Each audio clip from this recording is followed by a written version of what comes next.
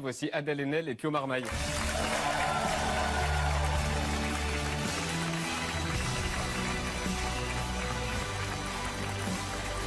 Bonsoir. Salut. Ça va? Bonjour. Bonsoir Adèle, bonsoir Pio, voici Anne et voici Jean-Jacques. Bienvenue dans Quotidien. Pur joyau comique, fort, comédie hilarante, bourrée d'émotions, 10 gags à la seconde, ébouriffé qui nous rend intelligents, un rire comme on défonce une porte, Pio Marmaille et joyau comique. Voilà grosso modo ce qu'on peut lire dans la presse sur le film. Est-ce que vous voulez rajouter que le réalisateur du film, donc si oui, c'est quoi le petit truc en plus? Bah oui. Oui, je Et pense deux. que oui. Donc ça veut dire Alors que oui, alors c'est pas agréable. et des bagarres, Oui. Un max de bagarres, Ouais. un maximum. des bagarres rigolotes. Voilà. Ouais, enfin en même temps, ça bouffe quand même le lobe de l'oreille. Il y a du Mal. Non, ça fait pas mal. C'est bon. Non, ça fait pas mal. On regarde la bande-annonce de En Liberté, le film de Pierre Salin, en 2 secondes, ouais. et vous découvrez que votre mari était un ripou qui a incarcéré un île pitch. Voici maintenant la bande-annonce. En Liberté, c'est en salle le 31 octobre. Voilà, et puis voilà, que c'est comme ça qu'on arrive à la vérité, quoi. Enfin, je sais pas comment dire ça. Vous étiez en couverture de M, on va la voir, c'était ce week-end, et M parle de vous en disant que vous êtes une actrice sans ego. Superbe photo. Ah bon, une actrice sans ego. Est-ce que c'est possible? C'est une question que vous me posez là. Ouais. Non, bah, en tout cas, c'est l'idée, dans le sens, pour la comédie, par exemple, dans ce film, il faut quand même, enfin, ce qui était vraiment joyeux, c'était de se dissoudre dans le film, quoi. Et d'inventer les scènes au fur et à mesure avec Pierre et Pio, ou Damien, hein, pour les autres scènes dans lesquelles je jouais, mais, enfin voilà, disons que c'est ça qui était le plus joyeux, on va dire. Mais sur l'ego, Pio, c'est un acteur sans ego? Mais oui, parce enfin, il y a un truc enfantin et fou chez lui qui est absolument génial. Enfin, je veux dire, je sais rien, si on est sans ego, on a forcément un ego quelque part, mais dans l'idée, c'est une sorte d'entrave. Là, ce qu'il y avait, c'était la liberté, quoi. C'est une phrase de journaliste. Adèle, elle l'a fait. Hein. Non, mais ça veut dire Des journalistes sans quand ego, on est ça existe? privé, ça veut dire que. Ah, sans des ego. journalistes sans ego. Ça existe? Non. Ah voilà. Journaliste Mais sans tout le ego. monde Mais a non. un ego. Bien sûr que non. Alors, je ne connais Adèle Serre, elle a pas. Si, il y a des comédiens qui, comme ça, on connaît, voient le succès s'éloigner, et là, l'ego. Là, l'ego Il remonte. sort. Si, on a dit, il n'y en a pas. Il y en a pas. non. Donc vous avez un ego. Ben Mais oui, tout le monde a un bien ego. sûr. Je ne connais personne qui soit aussi sensible et bourrin à la fois. Qui a dit ça et à quel sujet? C'est moi qui ai dit ça. Ouais, c'est vous, Adèle. Ouais, je le reconnais quand même. Sur qui? Sur Pio. Ouais. Ah, pas mal le paragraphe. Comment ça? Voilà, il regardait un peu ailleurs. Et là, ah ouais. Ah ouais. Sensible et droit. Ouais. C'est mignon. Ah oui. Ah bah pour moi, c'est un immense compliment. Ouais, mais je Enfin, le prends comme ça. C'est affectueux. J'espère. hein. Ça affectueux. Non, mais je suis assez, je suis très touché par ça. Mais ça, c'est, en tout cas, dans le film de Pierre, il y a à la fois l'extrême fureur, Ouais, la voilà, violence, le c'est chaos, et en même temps un état d'abandon comme ça avec le partenaire et tout. Moi, je trouve ça, enfin, à jouer, c'était vraiment génial, quoi. Oh là là. Cet homme, c'est l'écrivain Jack London. Pourquoi il est important pour vous deux? Non mais en fait, c'est parce que moi j'ai offert Martin Eden à Pio, voilà. C'est ça. Parce que moi, Ouais, ça me alors, fait penser à J'ai pas encore eu le temps de le lire.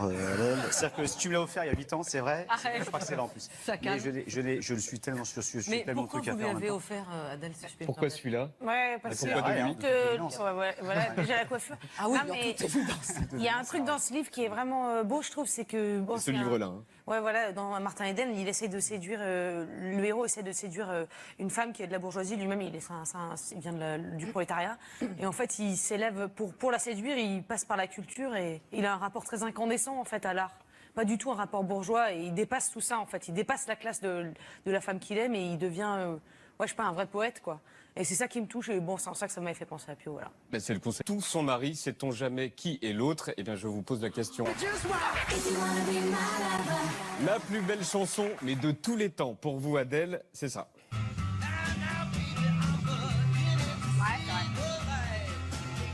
The Velvet Underground. La plus belle chanson de tous les temps. La chanson pour danser, pour vous, Adèle, c'est ça.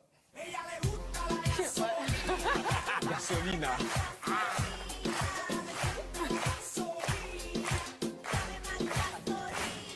La chanson pour danser, pour vous, Pio. Chanson pour une nuit d'amour, Adèle, c'est ça. Alors oui, Ah oui.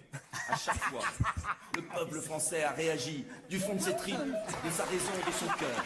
à chaque fois. C'est la meilleure Le chanson peuple français C'est la meilleure chanson pour faire l'amour de tous les temps, Adèle. Dans l'échec, dans la disparition de ce qu'il est au plus profond de lui-même. C'est le discours de Nicolas Dupont-Aignan au Cirque système, d'hiver. Comme on l'appelle, C'est ça. c'est désormais. On l'écoute 2 secondes juste pour s'exciter. En fait, il y a une cohérence entre les Nous deux. sommes les Francs, au sens premier du terme. Et on va mixer. Jean-Jacques, Il n'y en a pas. pas besoin de chansons. Voilà. C'est ça. Lénel et Pio Marmaille, la rédaction, parfait pour les vacances. Merci à tous les deux d'être venus. Bonjour. La touche. Et puis aussi, avec l'envie aussi de travailler avec Adèle. Et donc le film a été écrit en pensant à elle et à ce personnage. C'est beau, ça, c'est un joli cadeau, non? Quand on entend ça, ce rôle, je l'ai pensé et écrit pour Adèle. Qu'est-ce que ça vous évoque, Adèle? Oui, c'est quand même une responsabilité du coup. Bah oui. Non, ce qui est beau, c'est que du coup, c'est une proposition de futur, une proposition de toujours continuer à collaborer ensemble Ouais. et inventer ensemble. Donc oui, je trouve que c'est à la fois un cadeau et un geste qui signifie la confiance qu'on peut se porter mutuellement, quoi. Qu'est-ce que c'est que le sentiment amoureux? Vous disiez, c'est vrai qu'au cinéma... Et puis les débats intellectuels tombent, l'admiration intellectuelle, qu'est-ce qu'on fabrique comme langue. Alors, un huis clos féminin et amoureux, est-ce que selon vous, c'est un film politique? Pas forcément féministe, politique. Ah, il est féministe, ça On c'est n'a certain. pas trop peur du mot féministe. On n'a pas du tout peur, on le revendique. Non, mais il est c'est un mot vachement important. galvaudé en ce moment. Bah, Ouais. c'est pour ça qu'il faut c'est pour ça qu'il faut, il faut l'employer le plus possible, parce qu'en fait, finalement, les gens qui des nouvelles scènes, une nouvelle tension, que ce soit une tension intellectuelle ou érotique ou amoureuse entre les personnages. Ce que j'aime dans le film, c'est l'idée que, comment dire, le sentiment amoureux n'est pas un. Il n'y a pas qu'une nature d'amour. À la fois, ça peut se rejoindre, mais à la fois, on l'invente et on le déploie. Et presque, dans chaque histoire d'amour, on invente la signification même de l'amour, en fait. Et voilà. Et du coup, ça, je trouve que c'était très beau dans le film. Merci Céline, merci Adèle et bravo. Merci à vous. C'est Télérama, quoi. C'est pas Télé 7 jours, donc ça va. Je vais pas voir les questions. Putain. Ouais, très bien. On peut y aller. Bon, bah, je pense à là. Au hasard. Hein. C'est bon. Cannes, vous n'en avez pas marre. Alors, est-ce que j'en ai marre? Non, ça va. C'est vrai que ça fait... je crois que c'est la 4e année de suite que je viens. 5e année de suite. Non, peut-être pas de suite, mais enfin, ça doit faire la 5e fois que je viens. Et non, parce que c'est souvent avec des films, enfin tout le temps en fait, avec des films que j'ai envie de défendre, donc je suis hyper contente qu'ils aient l'opportunité d'être là. Et puis au fur et à mesure du fait que j'avance dans ma carrière, j'ai de plus en plus de gens que j'apprécie dans ce métier, quoi. Donc c'est un peu l'occasion d'être ensemble aussi. Et voilà, et puis de rencontrer la presse, de sentir l'effet que fait un film.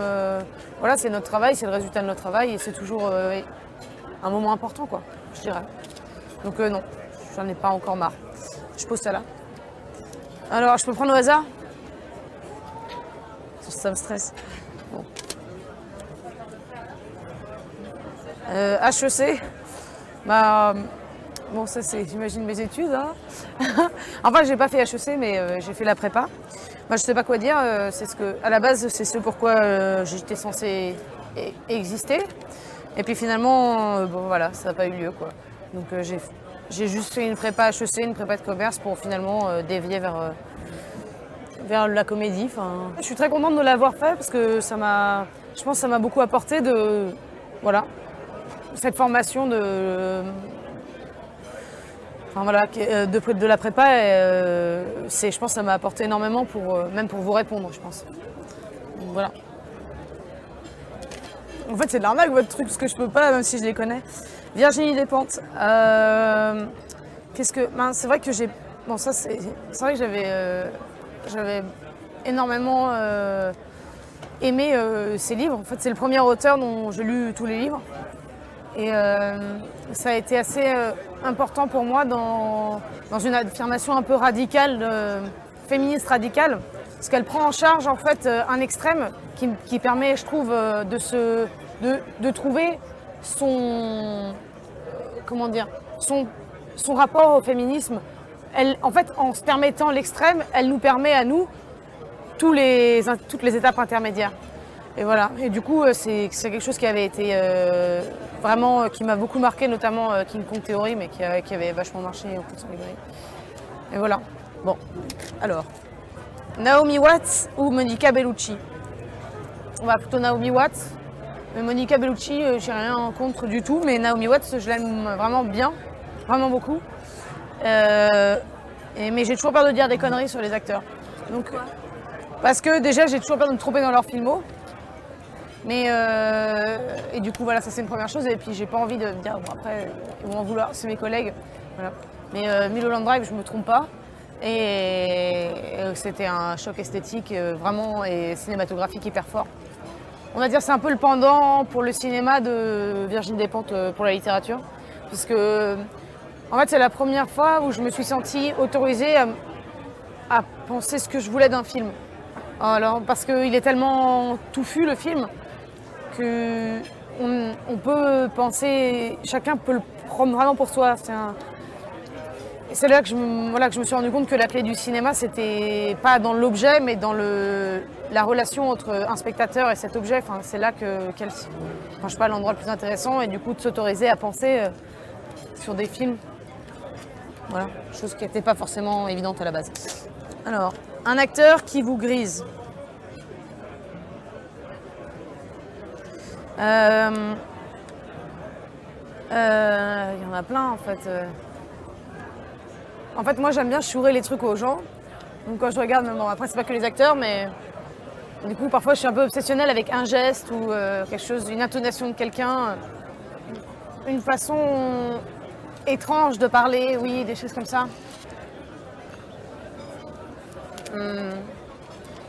Pourquoi jouez-vous? Alors en fait à la base c'était vraiment un truc c'est la première passion que j'ai eue, je crois en fait. Le fait de jouer. Parce que je faisais des cours de théâtre depuis que j'avais 5 ans. Et je sais pas, c'était une façon de rien... Là, je le raconte, du coup, c'est facile de le théoriser, l'intellectualiser, mais sur le moment, c'était juste une question de plaisir. C'est la première chose. Mais après, si je dois théoriser un peu là-dessus, je pense que c'est une façon de réinventer tout le réel, en fait. Où l'imaginaire prend toute la place, beaucoup plus que les objets ou qu'un cadre de la réalité. Enfin, quand on joue, c'est un peu Matrix, dans le sens où si on veut que la réalité, que les chaises soient molles, elles sont molles. Si elle veut qu'elles soient brûlantes, elles sont brûlantes. On peut tout faire. Enfin, c'est la place de l'imaginaire. Et puis, c'est du coup se déployer dans le monde aussi. Transformer le monde à son image ou comme une plage d'interaction entre plusieurs personnes. Par exemple, les comédiens. Voilà. C'est aller vraiment à la rencontre des gens aussi, je pense. Parce que quand on joue, il y a toujours une notion de hasard. On ne sait pas trop où on va. La prise de risque. Et je trouve que ça permet, je sais pas, ça permet de rencontrer aussi les gens, je pense. Voilà. Mais il y a d'autres raisons, hein, mais je ne veux pas vous gonfler. Céline. Bon. Moi, ça, après, c'est des questions intimes. Et c'est pas la marque Céline de France. Genre, Céline, j'aime bien leur manteau et toutes leurs mi-saisons et tout ça. Ah, Louis Ferdinand. Ah, bah oui. Bah voilà. Bah, franchement, oui. Mais bon, c'est un peu... Oui, bah bon, c'est quand même... Louis Ferdinand. Non, mais par ailleurs, j'aime beaucoup Louis Ferdinand Céline. Énormément. C'est, je pense, maintenant mon auteur préféré. C'est vrai? Ouais. C'est vraiment bien. Mais bon, je ne m'attarderai pas sur la question. Si vous étiez une athlète, vous seriez... Mince. Je comprends pas qu'il y ait un si devant. Mais enfin, c'est... Non, c'est vrai. Non, je rigole. Je sais pas. C'est-à-dire ce que je rêverais d'être ou ce que je pourrais être? Les deux. Je pense que j'avais un bon potentiel en natation. Voilà, d'ailleurs, du coup, je me suis spécialisée, un peu comme les figurants qui ont leur costume de pompier. Moi, je me suis spécialisée dans la nage, dans les films français. Donc, voilà, dès qu'il y a un truc, c'est pour moi, quoi. Je dis non, mais c'est bon, laissez, je sais. Voilà, ça c'est la chose. Et sinon, je pense que j'aurais beaucoup aimé gagner Roland Garros, mais j'ai jamais fait de tennis, donc c'est un peu compliqué. Voilà. Êtes-vous une combattante? Comme battante, pas con, battante, mais voilà.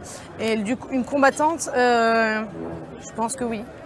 Moi, j'ai l'impression d'être sympa et assez, et assez molle, mais en fait, on me dit souvent que c'est pas vraiment ça et que je suis... Ouais. Puis oui, je pense qu'au final, même, je veux dire, au-delà d'un truc un peu plus sérieux, d'exister dans le monde, c'est jamais facile. Et bon, pour tout le monde, mais du coup, surtout quand on est particulièrement exposé, sans renoncer à qui on est, je pense que ça nécessite une bonne dose de combat, ouais. Merci beaucoup, Adèle. Voilà. On va parler cinéma aussi ce soir avec une actrice qui monte. Quand on demande à Vincent Cassel et à Marion Cotillard le nom d'un espoir du cinéma français, c'est son nom qui ressort, Adèle Haenel. Bonsoir. Bonsoir. Vous avez l'air toute gênée quand vous dites ça. Non, ça va. Alors, vous critique Lou, votre grâce animale et charnelle, et parle d'une actrice envoûtante. Ah bon? Qu'en pensez-vous? J'ai rien à en penser, je suis contente qu'ils le pensent eux, quoi. Vous êtes une boulimique de lecture? Ouais, j'aime bien lire, ouais. Je lis souvent.